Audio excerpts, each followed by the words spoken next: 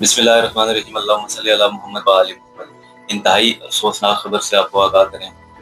مظفر آباد شوکت لائن کے قریب پاک آرمی کا ہیلی کاپٹر ٹیکنیکی خرابی کی وجہ سے گر کر تباہ ہو گیا، جبکہ ہیلی کاپٹر میں سوار تمام اہلکاروں کے شہادت کی تصدیق ISPR کی جانب سے کر دی گئی۔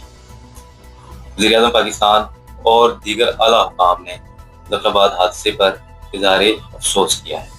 دوسری جانب عوامی ایکشن کمیٹی کی جانب سے ہونے والا لانگ مارچ جو مظفر آباد کی جانب بڑھ رہا ہے، وہ تمام تر قافلے جو میرپور، ٹوڈیال، کوٹلی، چکسواری، سہنسا سے چلے تھے، وہ گزشتہ رات ہجیرہ میں قیام کے بعد راولہ کوٹ کی طرف پیش قدمی کر رہے ہیں، اور اطلاعات کے مطابق عوام کی بہت بڑی تعداد اس قافلے میں شامل ہے۔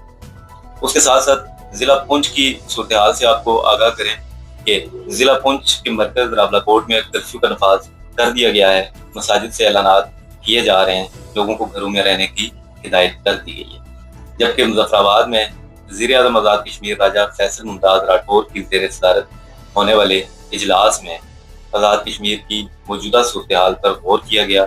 IG Azad Kashmir captain retired لیاقت ملک کی طرف سے آزاد کشمیر میں کیے جانے والے اقدامات کے سلسلے میں وزیر اعظم کو بریفنگ دی گئی۔ اس موقع پر وزیر اعظم آزاد کشمیر فیصل ممتاز راٹھور نے کہا ہے کہ عوام کے جان و مال کا تحفظ حکومت کی ذمہ داری ہے۔ عام عوام اس تمام معاملے میں بالکل بے قصور ہے۔ چند شرپسند عناصر کی ہٹ درمی، ضد اور انا کی وجہ سے معاملات آج یہاں تک پہنچے۔ وزیر اعظم آزاد کشمیر نے یہ بھی کہا کہ نظریہ الحاق پاکستان کے خلاف کام کرنے والوں کو کسی صورت برداشت نہیں کیا جائے گا۔